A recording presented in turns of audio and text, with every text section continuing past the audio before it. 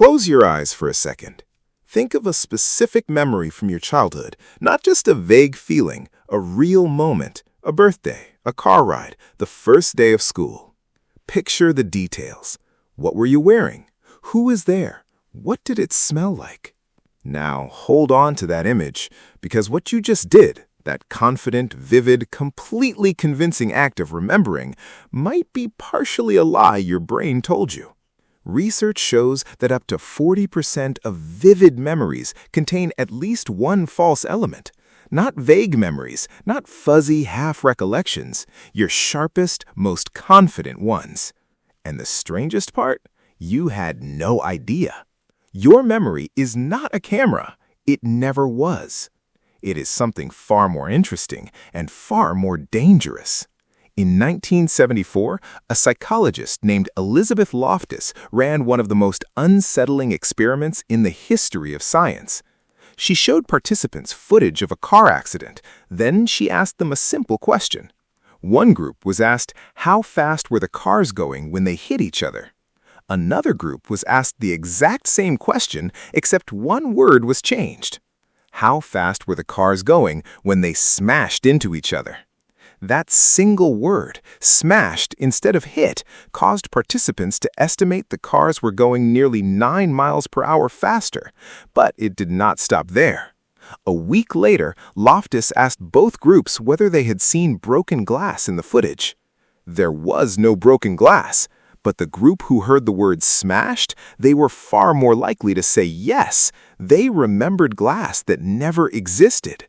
One word, 1 week, an entirely new memory.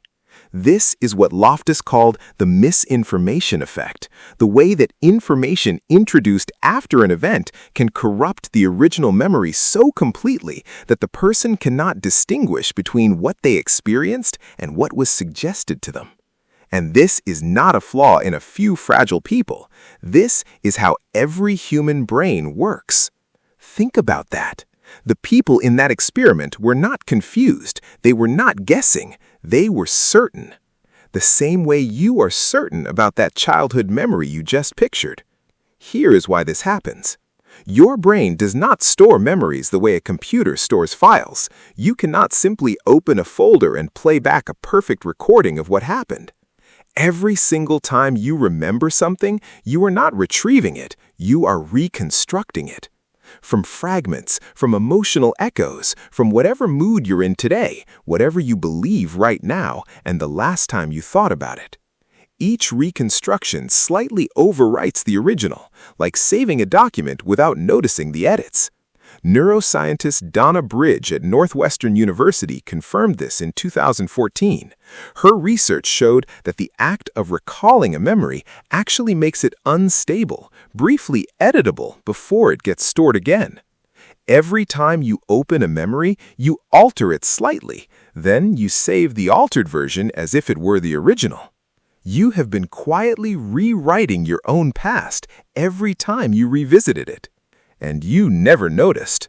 Then there's the DRM paradigm, Deese, Roediger, and McDermott. Researchers give participants a list of related words: bed, pillow, rest, tired, dream, snooze, slumber. The word sleep is never on the list, but when participants are tested, the overwhelming majority confidently remember seeing sleep. They didn't guess it. They didn't say they thought it might be there. They were certain. They remembered reading it. Because the brain fills gaps with what fits. It's not trying to deceive you. It's trying to be efficient. It says, this pattern is familiar. This meaning belongs here. I will place it as a memory. Your brain is a pattern completion machine running on autopilot, and it's very, very good at its job. Too good. Then there's Elizabeth Loftus's Lost in the Mall study. Participants were given 4 short stories about their childhood, supposedly sourced from their family members. 3 were real. 1 was completely fabricated. A story about getting lost in a shopping mall as a child, being found by an elderly stranger, and reunited with their family. Around 25% of participants not only believed the false story, they began to elaborate on it. They added details. They described the stranger's face. They remembered how scared they felt.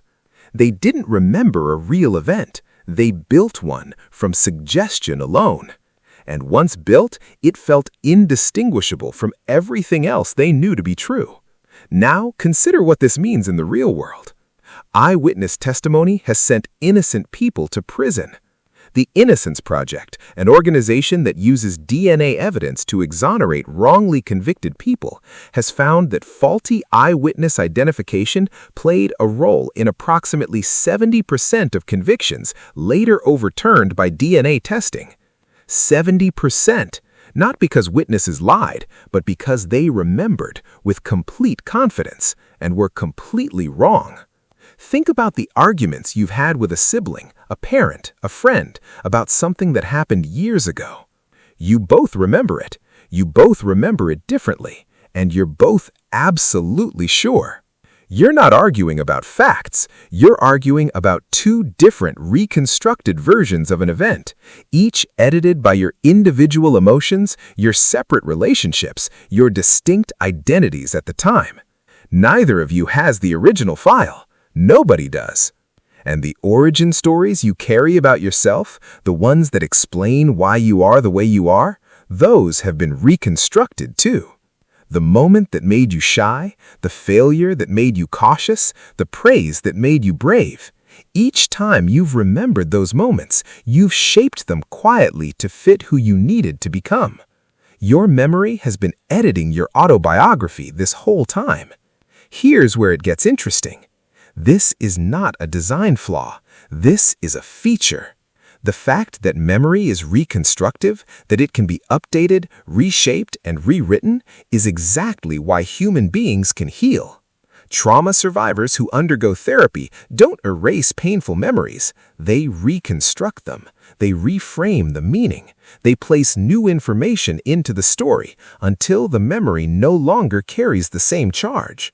This is also why your sense of identity is not fixed. You are not trapped by your past because your past is not a fixed thing.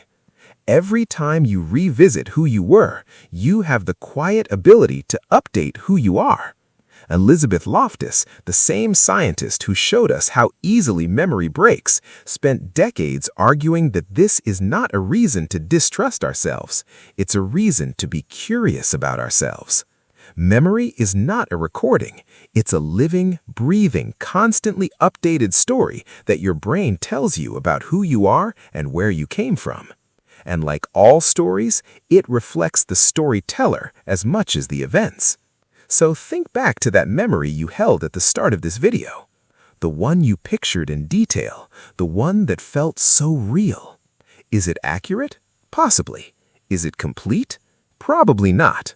Does it matter?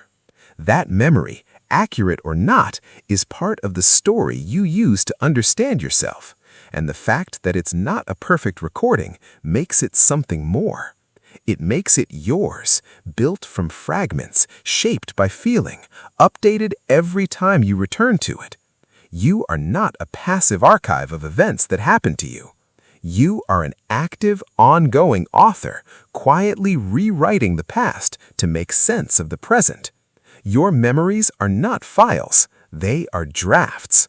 And the most terrifying thing about them, and the most freeing thing, is that you have always been holding the pen. So close your eyes one more time. Think of that childhood memory again. And ask yourself honestly, is the version you remember the one that happened, or is it the one you needed to be true? What memory are you most sure is accurate? Leave it in the comments, because chances are someone who was there remembers it completely differently. Amusingly, you're both right, and you're both wrong. That's what it means to be human.